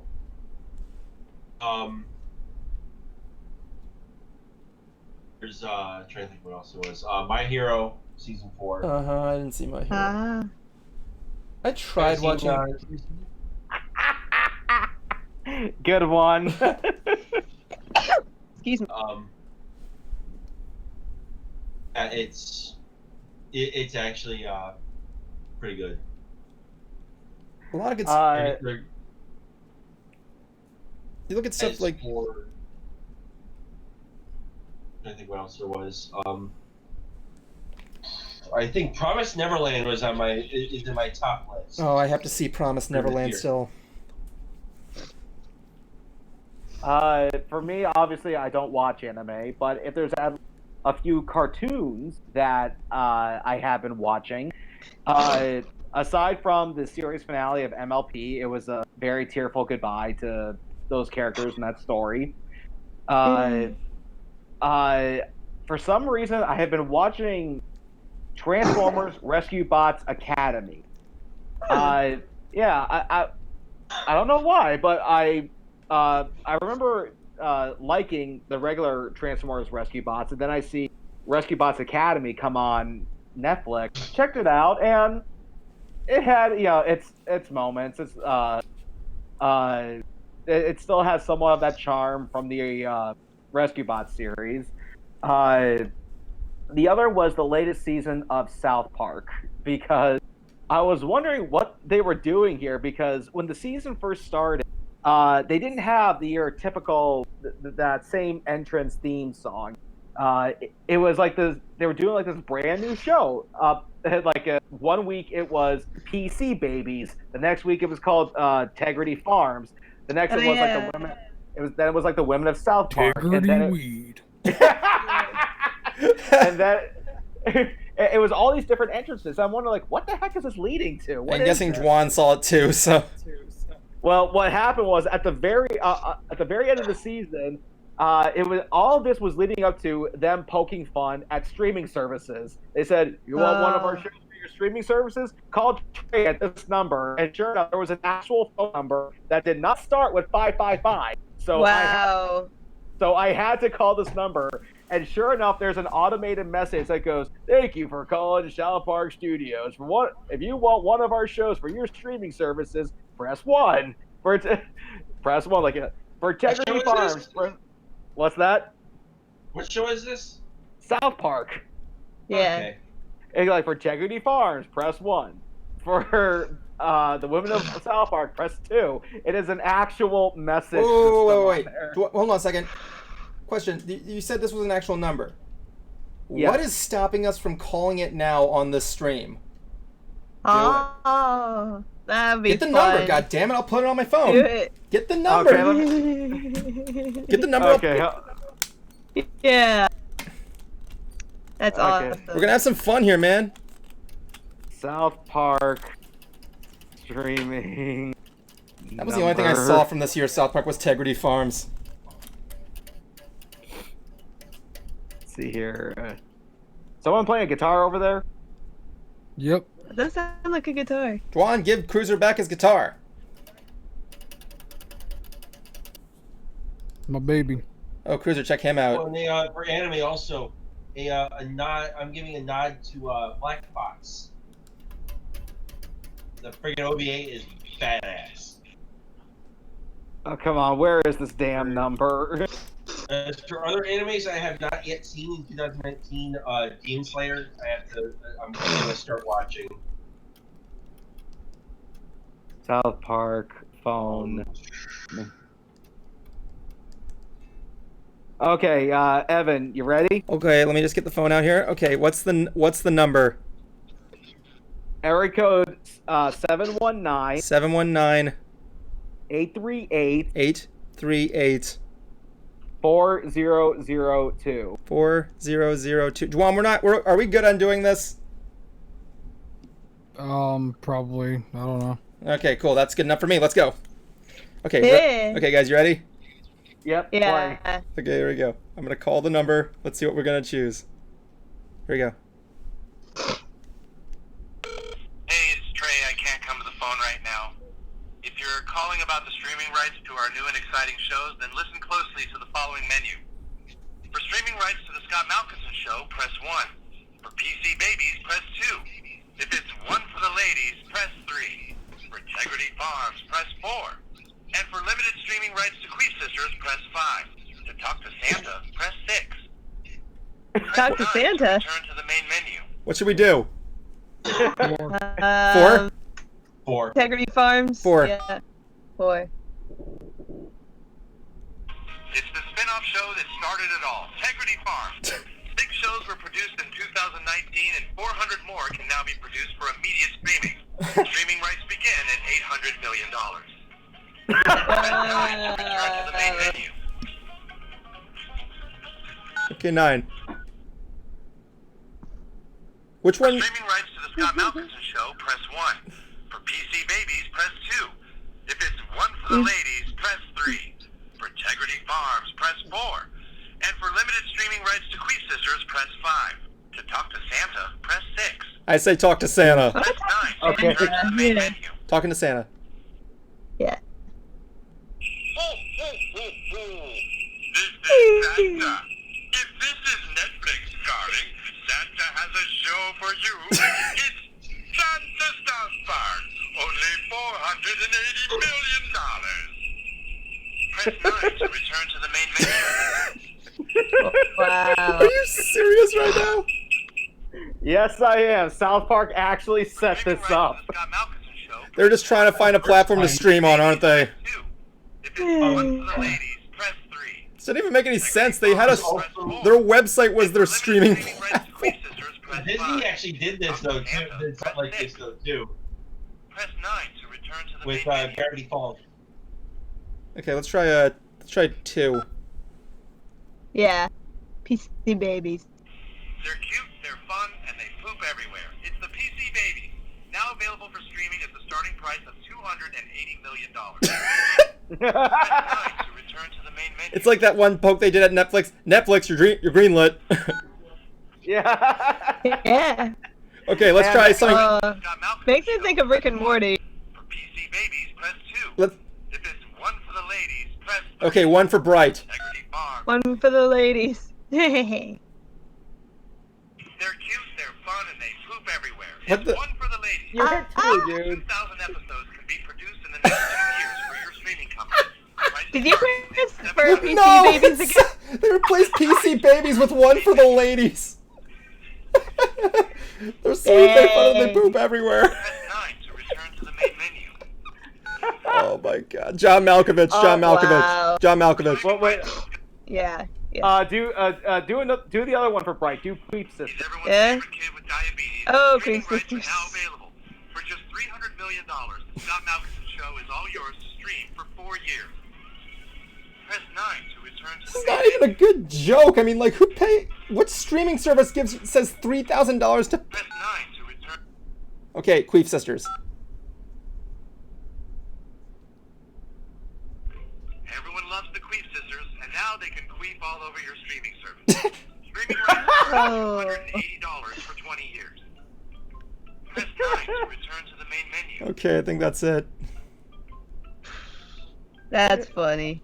Press Yeah. 9 This doesn't even make any sense. Why does it not make any sense? Scott Malkovich show. Like what streaming service like freaking charges like $13 million for 4 years? Like, I think that's the joke, Evan. I mean, Disney Plus is the cheapest one you could get, and hell, I'm a cast member, I can get it for free. But that's not. I'm not saying that's a factor in there. I'm just saying, I'm not gonna get it for free. I'm gonna just keep my main gates. And that's South Park for you, dude. This is what they do. I know. And besides, HBO won the rights to stream South Park. Really, Yeah. doesn't even make any sense. Their website was their streaming program. I remember when I was moving to Florida, I used to have SouthPark.com on my laptop, blasting it away like all day, and like now they don't. It's like only very few episodes. Yeah. Yeah, so that was, to me, that was a great moment for cartoons. The other show that I've been watching a lot, or the other cartoon, was The Dragon on Netflix. Oh. Yeah, and actually, one of the writers for that show worked on Avatar: The Last Airbender, so that gives you Yeah, an which idea. I've been rewatching this. And I gotta say, this is actually gotta be one of the few shows that did diversity right. It wasn't shoving anything in your face for the sake of saying, hey, look how woke or classy we are, or inclusive we are. Like, they actually use anything that a cast member had to their advantage. Like, their shadow elf was actually voiced by a Scottish person. There was this bird-human hybrid named Nyx, who was actually voiced by an Aussie actress. And I actually told that to Bill Newton on his last stream, because he's also from Australia. And he goes, and mid-stream, he's reading this, goes, "What? That was an Aussie playing here? Like, I know every Aussie in Vancouver. Who is this?" "Oh, yeah, I do know her." He goes, "Oh, yeah, I do know Nice. her." Oh yeah. And there's even Like, one... oh yeah. Yeah, and there's even another character who's deaf and mute, and she speaks through fluent through sign, and she's actually ASM. she's not even a Mary Sue. So, and there's Oh, speaking of American Sign Language, I learned how to say Happy Hanukkah in American Sign Hold Language. on, It's let me really just put you simple. in full screen. Happy. Hold on. All right. Okay, Here's go. how you say, for all you deaf Jews out here, Happy Hanukkah.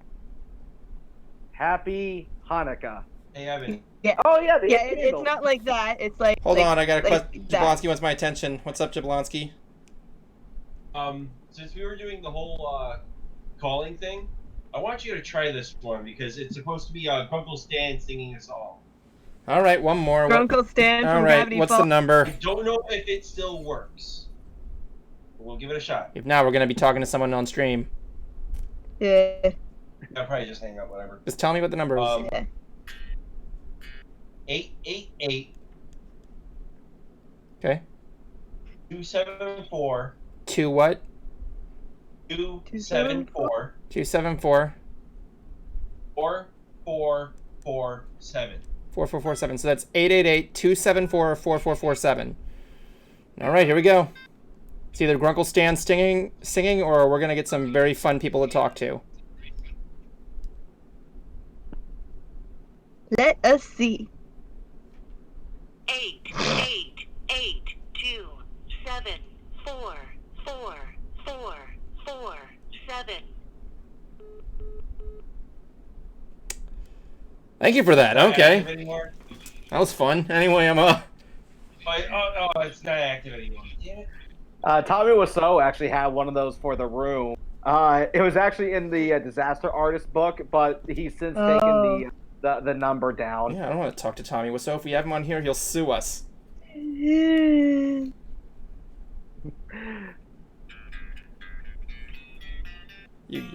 Tommy Wiseau will sue anybody. Like, even if you were having a good talk there, he's like, no, that video copyrights, you know. Well, here's the odd thing. If you remember, there was supposed to be this documentary about his movie and himself called "Room Full of Spoons." Yeah, what happened to Room Full of Spoons? Well, basically, they're still going Room full through of their spoons? trying to explain here. Okay. We'll explain the reference in a little bit, right? But basically, Okay. yeah, this movie. The people who made this movie actually found out about Tommy Wiseau's history and about him, where he's from, and it has the answers to all those questions. And they've been trying to premiere it or screen it at film festivals. But Tommy has always, said he'll sue them if they do that. Both the people who made the movie and the film festival. So they just did not want anything to do with it. So they just banned them from every single festival. It's kind of like the Streisand effect, because it's just kept getting more and more attention. And then suddenly they said they were just going to release it on DVD. And Tommy Wiseau stopped them from doing that. But the thing is that he hasn't paid any of his lawyers to prevent this film from being released. It's been like close to a year. He hasn't paid any of their lawyers, and the guys who made the movie are in the process of trying to release it, seeing how Tommy just didn't pay his lawyers to stop this from happening. Now, as far as the whole Room Full of Spoons reference there, Bright, if you ever attend a live screening of The Room, if you ever look in the background, like on this table, there are these very sad pictures or picture frames that have stock photos of spoons in there. I gave The Room on my computer. And whenever you see, and when you see this movie live, there's a ritual that whenever these things appear on screen, the crowd hurls plastic spoons at the screen. So it's like shadow cast, like for Rocky Horror Picture Show, like all these rich.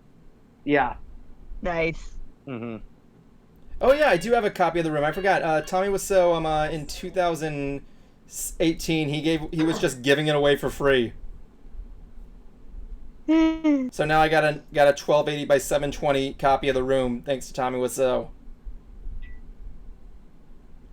From Wiseau Pictures, the guys with the logo that looks like my old Windows 95 boot up screen. Oh my god, I'm trying to think of something else that happened this year, man. I guess another good highlight for me this year was I was able to meet my new girl. Yeah. Yeah, I love talking to her. I'm still talking to her today. Hey, she wants to see me on my birthday, so yeah. Yay. It's always a good time. Your birthday is sometime in, when is it? January 19th. We're going to be streaming that day. Woo!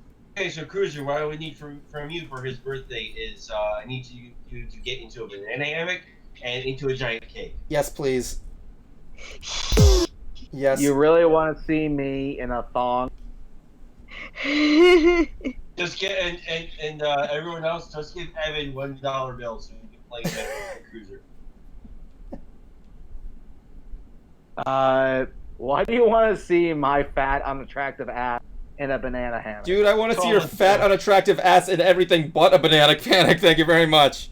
That's why I go get a banana hammock. So that way we can start Evan for life. Anyway, like, yeah, we're gonna be streaming that day. I'm sexy and I know it. I thought you were playing the opening riff to The Blob for a second. No. I'm pretty sure I could keep going, but I've been talking a lot. So I'm just feeling bad because Silent Spartan X is silent. He He was just showing off his for good guitar to you, reason. Cruiser, and you didn't pay any attention. I did what? You were showing your guitar to Cruiser, and you didn't see it. You yeah, saw I it? did.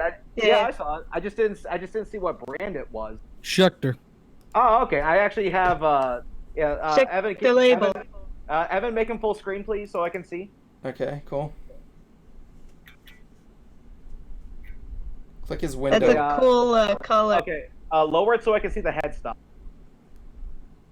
Oh, nice. There you go. It's Schecter. Yeah. I have. Yeah, if you check the label. Yeah, I actually have one of their Diamond Series guitars, I think that's what mine's is. but mine has 8 strings. Oh yeah, no, mine's a 6. Just like how this is a 7. I got 10,000. I wonder if that's a rare collectible. Like, me and Cruiser were saying they're like, remember that old Teenage Mutant Ninja Turtle, like, stage show thing? And how Donatello had to play, like, a 1-stringed bass? Oh, God. No, here's my question.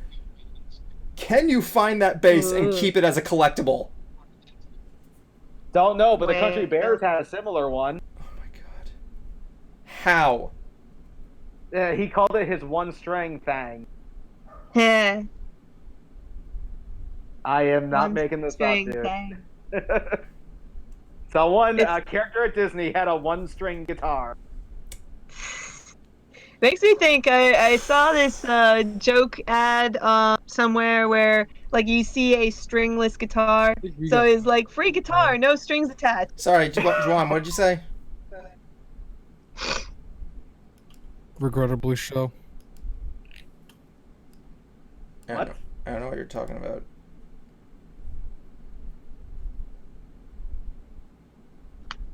So, memes? Okay. I saw a really funny meme recently that combined Princess Bride quotes with Star Wars context. So like, let me pull it up and talk about something. Okay. Okay. Hello, my name is Luke Skywalker. You killed my father. Prepare to die. The Force is what brings us together today. It surrounds us, it penetrates us, it binds the galaxy together. You sound like friggin' Yu-Gi-Oh! Abridged Paradox when you say that. Yeah. And you bring us all together. I actually have a. Give us the access code. What access code? Chewie tear his arms off. Oh, you mean this access code?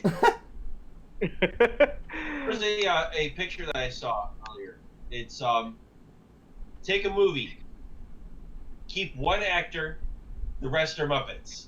Yes. Oh yes. Suggestion: Die Hard, keep Bruce Willis. If Alan Rickman was alive, I would have said Alan Rickman. Yeah. What, they like replace Alan Rickman with like Kermit the Frog? Yeah. No, I was Or thinking maybe, of. who would be good villain for Bruce Willis to go against? God, I'm trying to find this tweet I tweeted. The reason why I would say Alan Rickman if he was still alive is because it would be hilarious to have him go straight-faced and act like complete seriousness to a Muppet. Yeah. I mean, Michael Caine was able to do that, like, play totally straight and as Scrooge in the Muppet Christmas Carol. Oh my God, Caine. Such a treasure. Well, if we're gonna keep talking about some of the highlights of 2019, There was actually this interesting documentary that's actually now free to watch on YouTube. It's actually a YouTube original, and it's called The Boy Band Con, the Lou Pearlman story. Oh. Yeah, Lou Pearlman was the person who actually created the Backstreet Boys and NSYNC, LFO, I and knew all these his other. name was familiar. Yeah, and turns out this guy creating those boy bands was all part of a Ponzi scheme. Huh. Yeah, he tried starting. He had this fascination with aviation, and for some reason, he somehow conned people into giving him investors' money, and somehow he ended up creating boy bands with it. Wow. Yeah, I and wonder how those relate. well, I've only watched it twice. I'm going to have to watch it more to kind of get to memorize the whole story here, because the way how the documentary is played out is that it kind of shows like all these boy bands and their rise to fame. Then they're going to have like this big paycheck ceremony. They are grossly underpaid, and Lance Bass from NSYNC goes, "Who is this guy? Who is Lou Pearlman?" And then it actually kind of plays like his backstory, and then it kind of all follows up to him being arrested. So Whoa. yeah, so this whole time when I was watching it, I was thinking it was about these boy bands and how they were conned, but no, it turns out the story is a lot deeper than that. So I need to actually watch it some more times to kind of get the idea of this guy's story.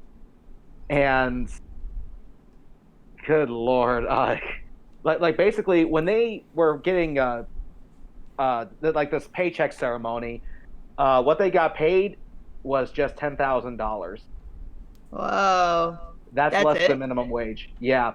Turns out like all those fancy dinners that they thought Lou was paying for, all those big trips they thought Lou was paying for, no, that came out of the band's paycheck. Dang. Gee. Yeah. I think Chip Skylark basically put it left. The record company pays for everything. I'm broke. Yeah, pretty I much. remember that. That was such a long time ago that episode came out. Yeah, I remember. Yeah, Freaking.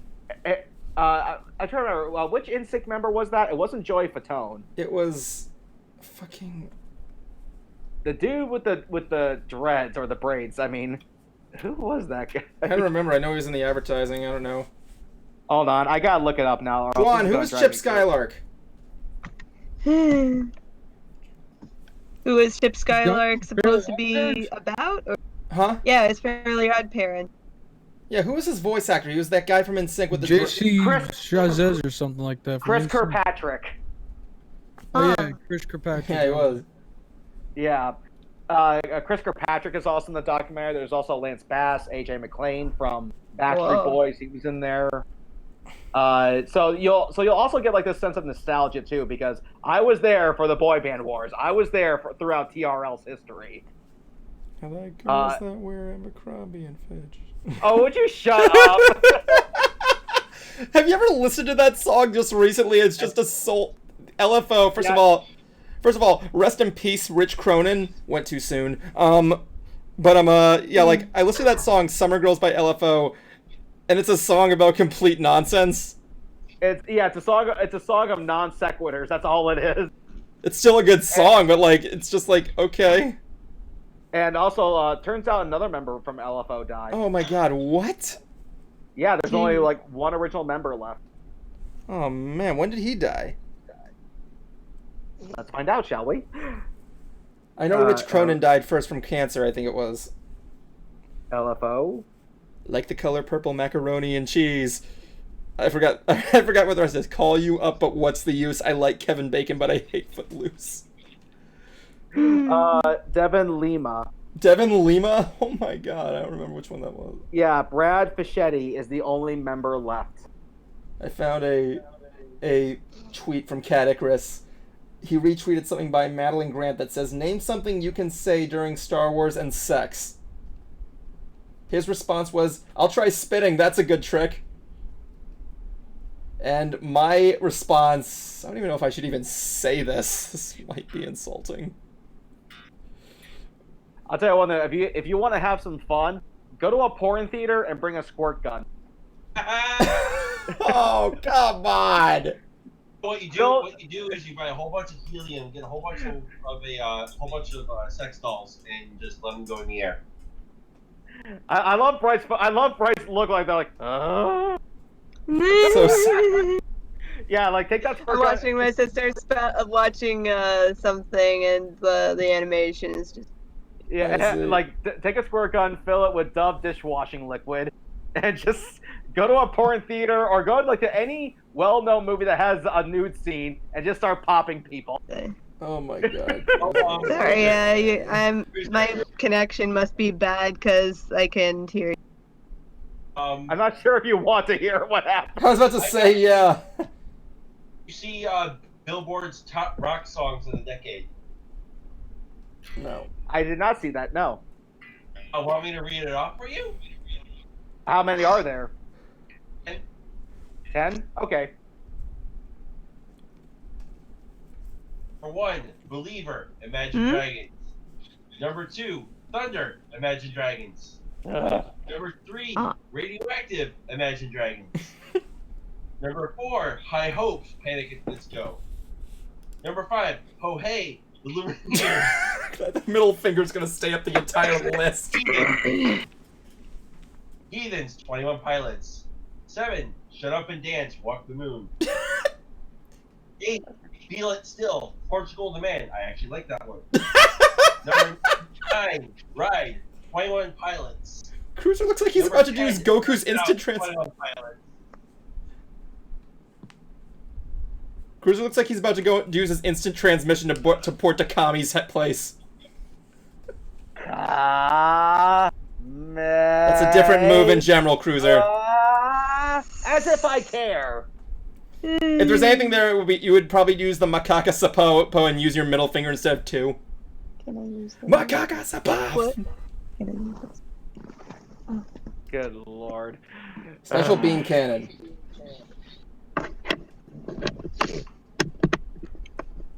Okay, so anyway, so what are you hoping to get out of next year? Money.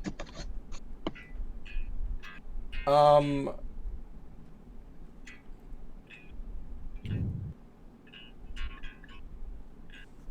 sorry, I actually just got sent a tweet by the creator of Mystery Science Theater, Joel Hodgson. Ooh. He actually put out here, he said, just saw the Cats movie, and it seemed like they were all gonna start making out the second they turned off the camera.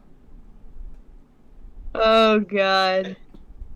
Oh, I saw somebody's reaction or first impressions upon seeing, and it's such an uncanny valley type thing. And the idea of Cats is very strange to begin with. It's just a collection of songs. I mean, it's impressive if you see these performers singing and dancing on a stage and they have the costumes. But it's impressive if you see the dancing. But with this movie, you can't really trust the performance film. It's all illusion. How much is animation and how much is the actual performance? And just there's a scene where Juan, did you see the movie? One of the cats, they unzip their fursuit and there's more fursuit but with clothes, and it's weird. The one thing I've been hearing, the cat skin. If there's anything I've been hearing was this critique. They're releasing a new version with the updated effects, and apparently 2 of the things were there had something to do with cockroaches and mice. Something about mice. I tried looking up the mice from Cats, and there isn't a single... Yeah, I saw a clip with cockroaches. It looks so weird. Please send it to me. I want to see how bad it is. I've seen it. It's horrible. What? So you saw the mice? I keep trying to look up pictures of what the mice look like, and I cannot for the life of me find something. It's weird as fuck. Yeah, if you want to go there and see Idris Elba say meow, then there you go. I actually did see the play, not in the theater, but they actually made VHS copies of this thing. Oh yeah, I heard it. And even as a cat person, I don't get it. Music, there's some good singing. Don't get me wrong, but there's no plot at all. Yeah, I know. And but one thing I'll always take away from that was that song. I think it was the last one where the singer just belts out. Memory. Yeah, it's Memory. Yeah. My dad gets I done know watching. that song. My dad gets done watching this VHS with my sisters who liked it for some reason, and then in walks my dad's girlfriend from through the hall, and my dad goes, "Barbara, watch out for the wire!" And sure enough, what? Nah. I remember the only thing I got from Cats. I remember, like, isn't there a scene where they interact with the audience in that play or something like that? Not that I saw. Not in this thing. Yeah, like I remember the only thing I got out of Cats was the parody on Hey Arnold with rats. Wrong rats. I remember that. I can remember the song. Something that Rats, Helga- we're rats, we're furry and Was it- forlorn. Something that Was Helga there her father. so was there a special appearance by Tom Jones? What? He sings "What's New, Pussycat." I told Cruiser about that story, about that comedian's story about the salt and pepper diner. I fucking love John Mulaney. He is hilarious. I want to do that with Cruiser one day. We just go to a diner, see if go to the jukebox and just put like a stop loop of What's New, Pussycat the entire time, and then like after the seventh. I remember that story. At the seventh one, it has to be "It's Not Unusual." And then afterwards it just goes back to looping. It's not unusual. You know, when I was What's new, Pussycat? Whoa. when I was a kid, down here in my neck of the woods in Florida, there was a radio station, and DJs were all hungry, but they couldn't leave, and they had no money for pizza, so they kept playing the same song over and over again until a listener ordered them a pizza. Nice. One time for a radio station did this to support breast cancer. For 24 hours, they played Barbie Girl nonstop. I would have played "Touch Myself" by the Divinyls. That would have actually been fitting. Yeah, and matter of fact, the singer from the Divinyls, she tragically did die of breast cancer, and when she was diagnosed, she actually did sort of this rework in the music video about touching yourself to make sure if you have breast lumps. Hell, Deadpool did something similar to that with testicular cancer. He did. Yeah. And so did Tom Green, too, when he got testicular cancer. Yeah, I mean, like, you're talking to a guy who's an advocate for finding cure for breast cancer, so, yeah. I mean, like, Tom Green pulls out this guitar and goes, "Hey, kids, feel your balls so you don't get cancer." Wow. Yep, that was That's the My thing. bum was on the rail. My bum was on the rail. Oh, Tom Green, like, that is definitely. Bum is only my favorite one. No, it was Green is Tom definitely one of Jones. the- Tom Jones. Tom Green is definitely one of those things where you kind of have to look back in history and go, how did that happen again? We got a message from someone on the thing that said, "Ayo, what the fuck is oatmeal?" What? Yeah, I don't know. Is this a troll? Mm-hmm. Oatmeal? Oatmeal is the thing. It's like hot cereal. I never liked oatmeal. My sister loves oatmeal. I'm not. I'm okay about it. Everybody likes oatmeal, but I don't like oatmeal. If you want anything like soupy in the morning, I'll have egg pastina. Thank you very much. I normally What's just sleep. like pastina? It's like these. It's like a little. It's like butter noodles. It's like except the noodles are like little dots. It's good stuff. Okay. What were you saying, Cruiser? I am not a fan of breakfast or the morning for that matter. I usually sleep right through it. Oh. But this week is going to be a bit of a bitch for me because I have to work from 8 to 5 every day this week, which means Boy. melatonin. Okay, he sent to a message saying like, is it wheat or another grain? Is it? It's oats. So it's wheat. Yeah, it's it's wheat. like oats. It's wheat because it's Oatmeal. oats, man.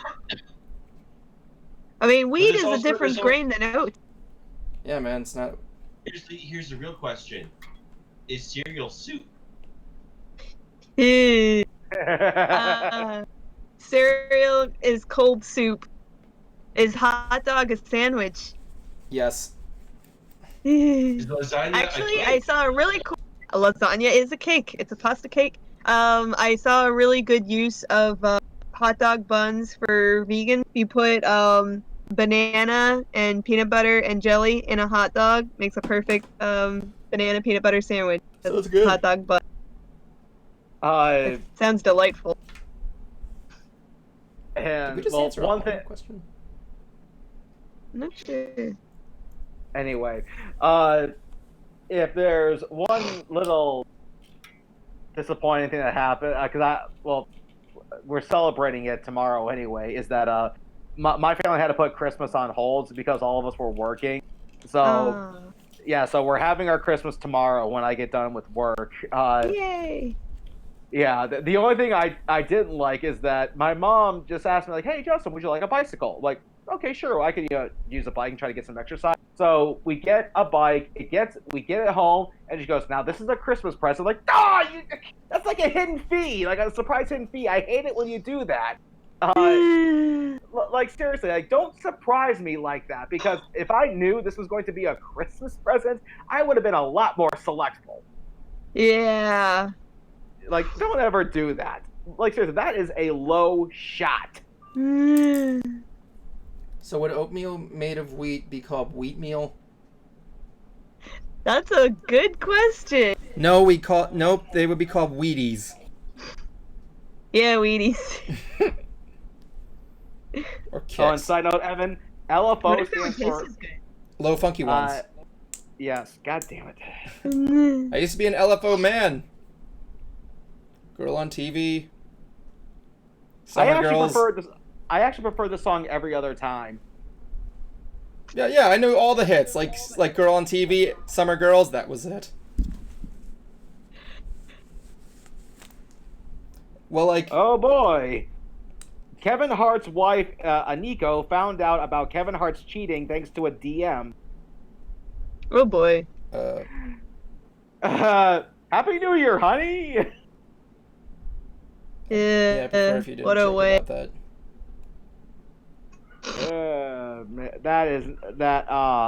Kevin, like, we have so much more faith in you, Come on, dude. man, really? Yeah, you were supposed to be the new Chris Tucker. You're fucking... Yeah, but not... Yeah, you're not... Yeah, but now he's fucking scum, so there you go. Like, come on, Nostalgia Critic was bad enough. Like, really? Oh, yeah, we're talking... Oh, yeah. Nostalgia That Critic was is a huge thing. Yeah. I stopped watching him, like, almost complete. Yeah, like, maybe 1 or 2 videos in several months. Disney-cember. Yeah. Like, honestly, like, I still can't believe that they have not apologized for anything.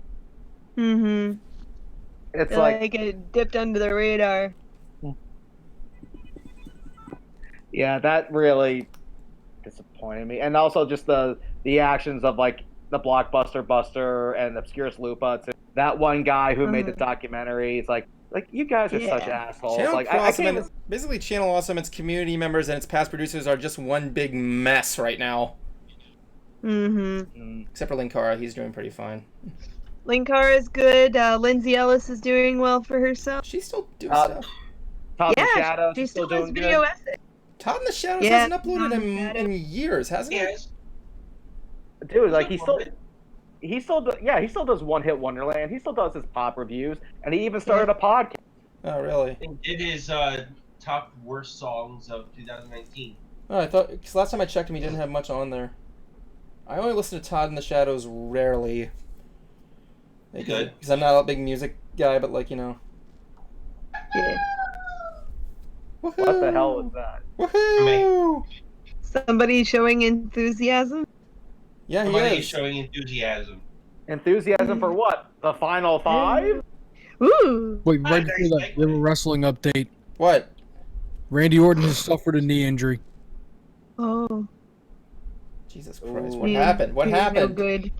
I don't know, I'm trying to watch the video, but the video is just him sitting down in the ring. He hasn't been taken It's out weird yet? because they were working an angle with the knee injury on Raw this Monday, but I guess his knee's really hurt now. Yeah, it's like when I saw that one stunt show at Mythicon, and they had to carry some guy out in the middle of the play. Oh, RKO, RKO out of nowhere to the knee. Probably. Yeah, Final Five. My bad. Yeah, that's okay. It wasn't even time yet. Yep, until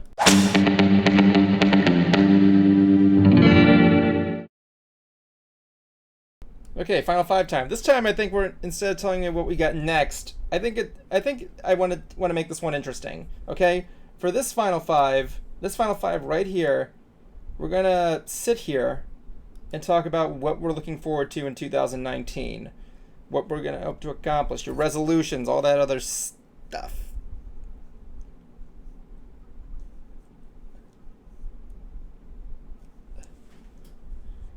Nude year? What? I heard. I must have heard your. I heard nude. I heard nude. Oh, I'm sorry. I forgot to mute you guys. I'm sorry. So yeah, we're gonna be talking about what we're expecting to happen in 2019, and 20. Right. Thank you. 2019. So let's begin here with as usual, ladies go first. So Bright, your time begins now. Well, 2020 is going to be a year of big change. I'm since MLP is no longer a thing, I'm going to transition away from pony-centered content. Although I will still have the I will have my Pony OC featuring in show. But aside from video content, I'm going to keep doing the hand sewn plushes and see what else I can do as far as those skills. I'm going to um, I'm going to travel. I don't know where yet, but there's probably going to be a lot of traveling. And yeah, we'll see. It's pretty vague, but 2020 is going to be like 2019, but much better. Okay, cool. 2020 is like 2019, but better. Okay, so I guess I'll go with Jawan next. So Jawan, your time begins now. What are you guys expecting for 2020? Well, I think I missed one of my moments for 2019 was I finally got to travel to Japan. Ooh, yes. Yeah, I like that. I guess this year is trying to make it to Galaxy's Edge. You'll make it there. Just be prepared to get up early. I want to do Galaxy's Edge this year too. Is that it? Yeah, that's it. Fun. Okay, cool. I have no aspirations, dude. Next. And finishing What the Heck, obviously. Okay, so next up is Jablonski, the amicable Umbreon. There's a word you don't hear a lot these days. Amicable. Inimicable? Amicable, it's a word. Okay, okay, All right. Jablonski, it's your turn. Amicable. Go. All right. As the saying goes, hindsight is in 2020. Yes. And this past year has been a rough one. Not gonna go into too much detail, but it sucks. I want 2020 to come sooner. And as for what I'm gonna be doing next year, I'm just gonna focus on school stuff. I'm dealing with burnout right now, and I just want to do other things and focus on my schooling. And that means I'll have to make a lot of changes. And also, children, be sure to drink your drugs. Thank you. Does this mean are you still going to be able to do the show? Not as much. I'm gonna be. I'll still be showing up, just not as frequent as I have been. All right, Cruiser. Essentially, if I feel like it. Cruiser, begin that. Your turn next. Let me just pull you up there, and your time begins now. My biggest resolution is I want to get laid. Well, besides that, I is to make more content. I want to finally get my demo reel made. I actually have the script written for a radio demo reel, and maybe go to school to be a pharmacy technician. Really? And also lose weight. I am too fucking fat. Get in better shape. That's a great resolution. It's a good one. Mm-hmm. Guess that leaves. Yes. That leaves yours. Yours Yes. truly. Wait, is that all you got, or is there more? Just be on the lookout for our next video. We all died laughing when we heard this thing. You'll love it. Hint on the MBT 4K channel, Facebook page. All right, so me. Oh, and I am making. Come on, man! Your time's already up. Let's go. I'm making a video that's not pony related that I told you about before we started, Evan. I know. I'm going to try my hands at another type of content. So there you go. Woo! Anyway, for me,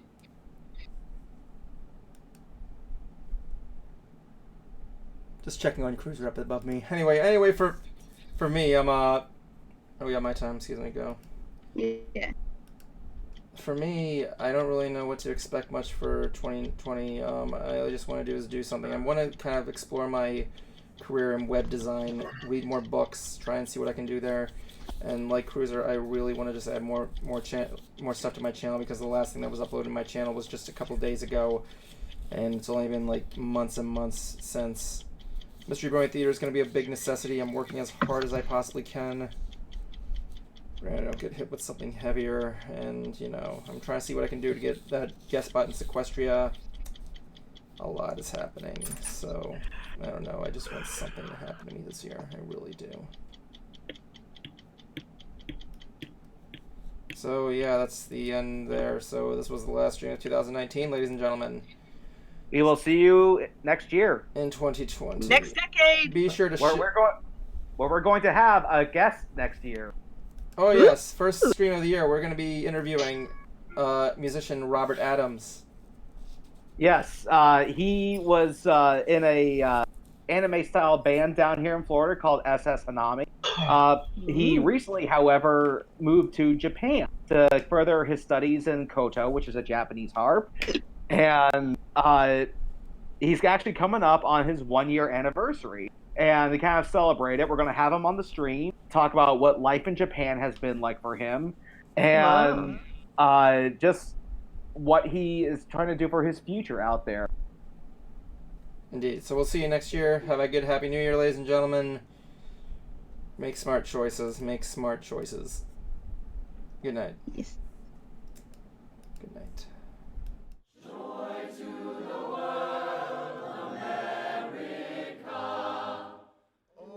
Up your heart and let the Patrick Swayze Christmas in gather at the Roadhouse with our next of kin. Next of kin can be our regular Saturday night thing. Decorate a bar stool and gather round and sing. Oh, let's have a Patrick Swayze Christmas this year. Or tear your throat out and kick you in the ear. It's my way or the highway this Christmas at my bar. I'll have to smash your kneecaps if you bastards touch my car. Touch my car. The word that Santa has been stealing from the till. I think that right jolly old elf better make out his will. Oh, let's have a Patrick Swayze Christmas one and all. And this will be the haziest. Pain don't hurt. This will be the laziest. Be nice until it's time not to be nice. This will be the Swayziest Christmas